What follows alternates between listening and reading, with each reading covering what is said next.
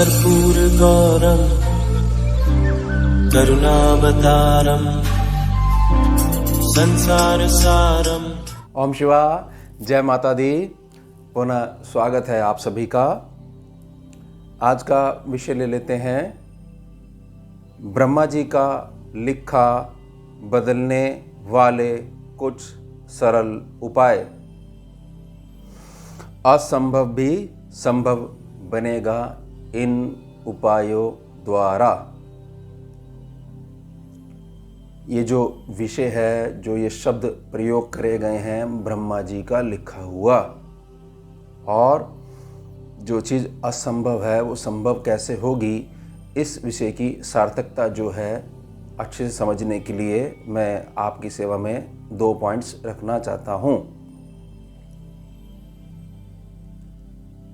पहला पॉइंट समझिएगा, किसी अति आवश्यक इच्छा की पूर्ति हेतु जब जीवन की एक बहुत लंबी अवधि व्यतीत हो जाए,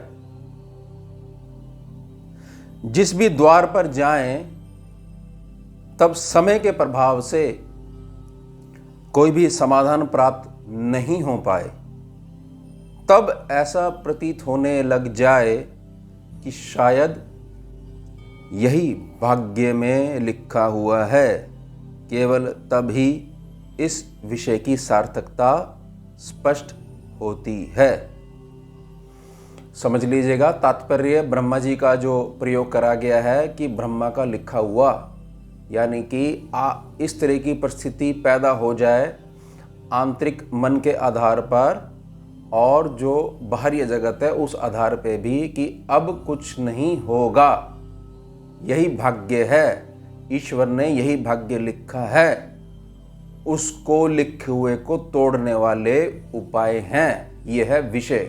अब इसी में दूसरा पॉइंट समझिए, क्या क्या कार्य हैं वो। जीवन के अति आवश्यक विषय जैसे उत्तम सद्गुरुदेव की खोज, एक समर्पित निष्ठावान शिष्य की तलाश, मोक्ष तथा मुक्ति की प्राप्ति इसी जीवन में हो पाना। और दोनों अलग होते हैं, मोक्ष अलग मार्ग है, मुक्ति अलग मार्ग है। स्वयं का स्थान, एक आसरा, बसेरा,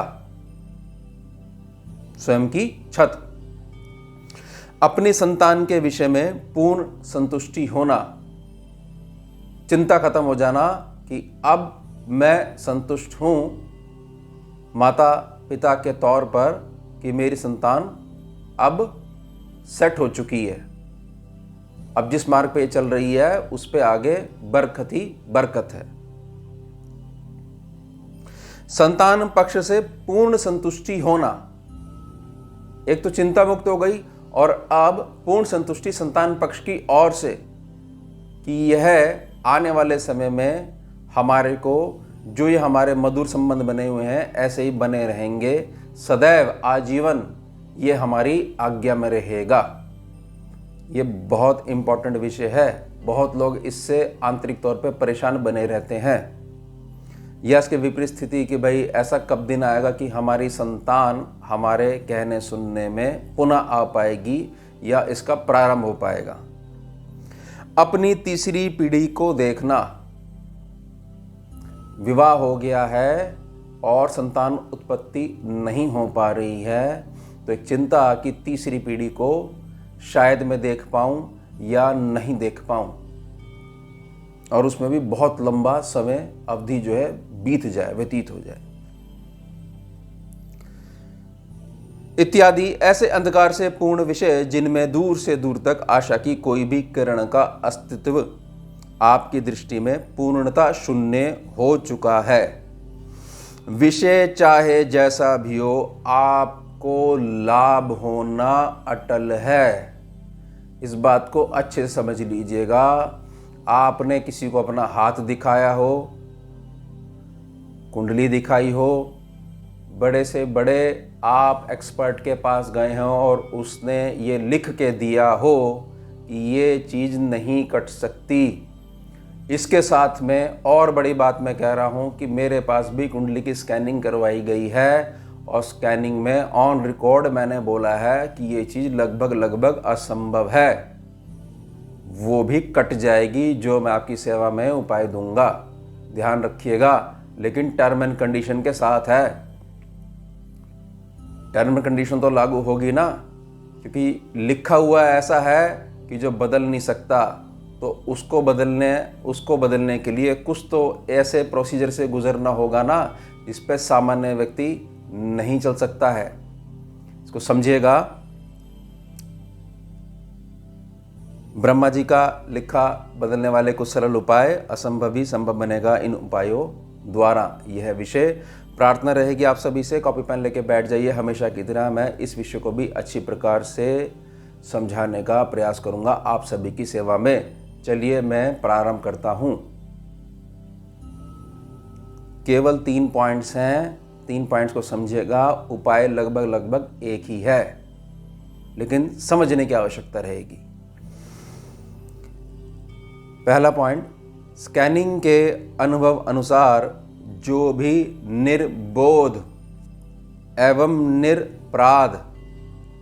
निरपराध जातक नित्य स्वभाव में 108 दिनों तक लगातार सूर्य अस्त के पश्चात उत्तरमुखी खड़े होकर एक मिट्टी का दीपक शिवलिंग पर दान अर्पण करते हुए शिव नाम को अपनी श्वास से जोड़े रखेगा, तो जैसे उस जातक ने श्री सांब सदा शिव महादेव को रात्रि में प्रकाश दिखाया है, उसका 10 गुना प्रकाश महादेव उस जातक के जीवन में अवश्यमेव प्रकाशित करेंगे। निजी अनुभव जुड़ा हुआ है मेरा इस स्कैनिंग के उपाय के साथ, दावा कर रहा हूं मैं आपकी सेवा में। मिट्टी का दीपक लेना है, उत्तरमुखी खड़े होकर ही शिवलिंग की पूजा करी जाती है, यही नियम है। अगर उस दिशा में कोई खड़ा हुआ है फिर आप किसी और दिशा को ले सकते हैं, लेकिन प्रयास करिएगा कि उत्तरमुखी ही होने चाहिए। आप जलहरी के पीछे होने चाहिए। आपके पीछे कौन सी दिशा होनी चाहिए? दक्षिण, पीठ पीछे। तेल का लगाइए, घी का लगाइए, कोई इसमें संशय नहीं है किसी भी प्रकार का। मिट्टी का दीपक होना चाहिए। 108 दिनों के लिए 108 दिए आपके पास होने चाहिए। अगर आप महिला हैं और आप ये नियम रखते हैं लेडीज़ के डेज़ वाला, जो कि रखना चाहिए, तो वो डेज़ अपने काट लीजिएगा और 108 दिनों में आगे जोड़ते रहिएगा। आपकी अटेंडेंस, हाजिरी जो होगी वो एक एक दिन को गिनते हुए पूरे 108 दिनों की हो जानी चाहिए।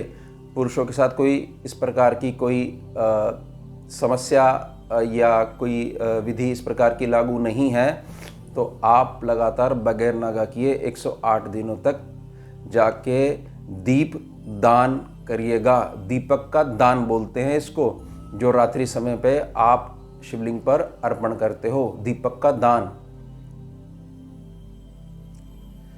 कंडीशन क्या लग गई है इसमें? निर्बोध एवं निरपराध। ये बात ध्यान रखिएगा, निर्बोध एवं निरपराध की ही सुनी जाएगी। शरण में तो वो सबको लेता है, समझ जाइएगा आप इस बात को। इस पे मुझे अधिक समझाने की आवश्यकता नहीं है। ये पात्रता है, ये आवश्यक होना चाहिए, निर्बोध एवं निरपराध। दूसरा पॉइंट समझिए अब इसमें। इसके साथ में जातक अगर प्रतिदिन 108 दिनों तक लगातार एक पाठ भगवान शिव के परम प्रिय स्तोत्र शिव महिमन स्तोत्र, जिसको पुष्पदंताचार्य ने रचा था, पुष्पदंताचार्य रचित शिव महिमन स्तोत्र का पाठ भी शिवलिंग सम्मुख होकर मनन करेगा, तो महादेव की आज्ञा से भारी से भारी प्रारब्ध भी उसे मार्ग देने पर विवश विवश हो जाएगा। ऊपर से ऑर्डर आ जाएगा। प्रारब्ध किसका है? प्रारब्ध है आपका। कहाँ से आया? आपके संचित कर्मों में से। कौन निकाल के लेके आया? आप स्वयं। इसके बाद भी महादेव की आज्ञा हो जाएगी तो प्रारब्ध आपको ना चाहते हुए भी मार्ग देने पर विवश हो जाएगा। इस बात का ध्यान रखिएगा। शिव महिमन स्तोत्र जो पढ़ते हैं, मैं उनकी सेवा में एक बात कहना चाहता हूँ। स्कैनिंग में हमने अनुभव करा है कि शिव महिमन स्तोत्र कल्याण तो करता ही है, इसकी फल जो है, पुण्य फल बहुत ज़्यादा अधिक है, लेकिन शिव महिमन स्तोत्र अधिक कार्य उस भाग पे करता है जिसमें पिछले जन्म की कोई एक ऐसी ऊर्जा जो वर्तमान समय में हमें परेशान करे जा रही है और हम अज्ञानता में, ज्ञान नहीं होने के कारण हम उसका सॉल्यूशन कहीं और ढूंढ रहे हैं जाकर। जो शिव महिमन स्तोत्र पढ़ते हैं तो उनके पूर्व कर्मों के जो पूर्व जन्मों के जो कर्म है उसमें जो विषम ऊर्जा है उनका शमन होता है, शून्य होती हैं। इतना फल है, ये ध्यान रखिएगा। इसलिए यह बात जोड़ी गई है कि जो असंभव है उसको संभव किया जा सकता है अगर इसको भी जोड़ लिया जाएगा साथ में। तो ये हो गए आपके एक ही उपाय में दो भाग। अब तीसरी बात समझिए।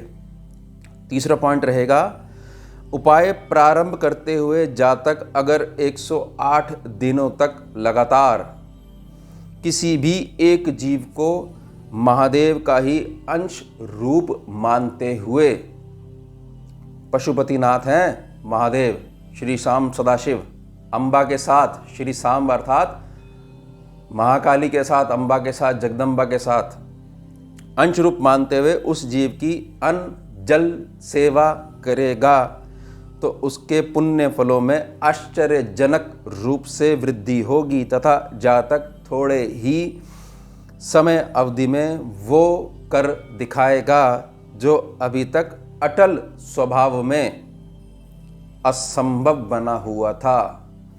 इस बात को अच्छे से समझ लीजिएगा। मैंने ये प्रार्थना करी है कि जिस भी जीव की आप सेवा करोगे, तीसरा भाग हो गया ना एक ही उपाय में, दीपक दान करना है और वहीं बैठकर क्या करना है, शिव महिमन का पाठ करना है दूसरा भाग, और किसी भी जीव की सेवा आप ले लीजिए बड़ा झुकते हुए और यह मानना है कि ये जीव नहीं है, ये तो महादेव ही हैं। मैं महादेव को सेवा कर रहा हूँ अंजल की। अब सोचो उसका पुण्यफल कितना मिलेगा, लेकिन इसके लिए बहुत भारी स्मृति बनानी पड़ेगी आपको।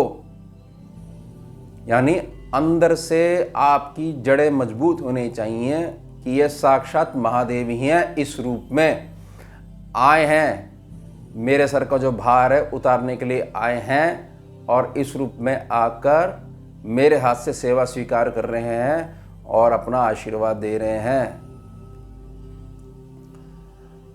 निजी बात थोड़ा सा अनुभव से मैं ये कहना चाहता हूँ कि जो जातक बिल्कुल भी नहीं जुड़ा हुआ है, एक बार ये प्रश्न भी उठ सकता है कि क्या आज संकट पड़ने पर ही तुम्हें मेरी स्मृति आई है? आज जब तुम्हें संकट पड़ा है तो तुम आए हो मेरे पास दीपक दान करने, तो तुमने पाठ आरंभ किया है। अब तुम्हारे पर जब मुसीबत पड़ी है तो तुम इतने दुखी हो गए, अब तुम्हें याद आया है कि हर जीव के रूप में मैं ही विद्यमान हूं। अगर ऐसी स्थिति उत्पन्न हो जाए, मन ऐसा सवाल करे, तो एक ही बात कहनी है, आपने अपने आंतरिक मन को समझाने के लिए कि मैं जो हूँ, जैसा हूँ, आपका हूँ, मुझे स्वीकार करे। भगवान ये थोड़ी कहेंगे कि नहीं करूँगा, लेकिन उस बात पे आपका एक ही उत्तर होना चाहिए कि मैं जो हूँ, जैसा हूँ, अब आ गया हूँ, आप मुझे स्वीकार करो। आपका ही हूँ और आप भी मेरे हो। यह समय का प्रभाव था और ये जो संकट है, इस संकट को प्रणाम करते हुए कि उस संकट ने आपको मुझसे दोबारा और मुझे आपसे जोड़ दिया है, तो संकट को भी प्रणाम करना। गायब हो जाएगा संकट। महादेव को किसी की आज्ञा नहीं है कि रिकॉर्ड्स मंगाए जाएंगे, आपका क्या है क्या नहीं। उन्होंने बोल दिया, प्रारब्ध मार्ग देगा, आपको देगा ही देगा, इस बात का ध्यान रखिएगा। दूसरी बात मैं समझाना चाहता हूँ, ईश्वर के साथ भक्ति वाला जो मार्ग है ये बहुत श्रेष्ठ है। बहुत भक्त जो है बहुत महान एक पदवी है मेरी दृष्टि में। स्कैनिंग में जो भक्ति करता है वो सर्वश्रेष्ठ है, सर्वोत्तम है, उससे ऊपर कुछ भी नहीं है। लेकिन स्कैनिंग में हमने सीखा है कि भक्ति से ऊपर भी एक चीज़ है कि मेरा तुम्हारे साथ रिश्ता है। भक्ति के आधार पे नहीं है, अंश के आधार पे रिश्ता है। ये बात थोड़ी गहराई वाली है, रिश्ते वाली, क्योंकि रिश्ता जो है वो वैसा है कि जैसा कि आपका अपने माता पिता के साथ है। अब माता पिता की भक्ति करो या नहीं करो, लेकिन ये बात कभी भी नहीं आएगी कि वो आपके अपने नहीं हैं या आप उनके अपने नहीं हो। रिश्ता कभी नहीं कट सकता। अगर ये स्मृति पैदा हो जाएगी कि मेरा तो रिश्ता है आपके साथ, तो वो मेरी दृष्टि में, मेरे अनुभव में बहुत ज़्यादा सर्वश्रेष्ठ सर्वोत्तम बात हो जाती है। तो मेरी बड़ी प्रार्थना रहेगी, ये भूल जाइए कि किसी ने क्या कहा है।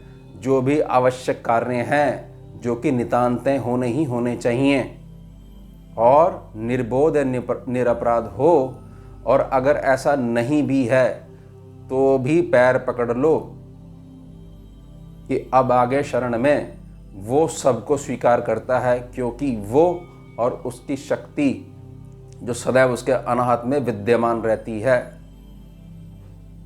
जब कोई नहीं था तब भी वो था, और जब कोई नहीं रहेगा तब भी वो होगा, और आप उसी का अंशो। स्मृति बना लीजिए। सब एक जो पिक्चर चल रही है उस समय वो जो लिखी गई थी, जो अटल है कि यही होना है, वो सब बदल देगा उठाकर। मेरी बड़ी प्रार्थना रहेगी, उपाय जरूर प्रयोग करिएगा। बाकी आपकी जितनी भावना श्रेष्ठ होगी, गहरी होगी, रिश्ता जितना गहरा होगा उतना आपको लाभ होगा। पुनः वीडियो में कोई भी बात अगर क्लियर नहीं हुई हो तो कमेंट सेक्शन के माध्यम से आप अपने प्रश्न पूछ लीजिएगा। जैसी गुरु माँ की आज्ञा होगी, मैं समय मिलने पर आपके सभी प्रश्नों का उत्तर देने का पूर्ण प्रयास करूंगा। जुड़िए और जोड़िए। ओम शिवा, जय मां। भुजगेन्द्रहारं कर्पूरगौरं करुणावतारं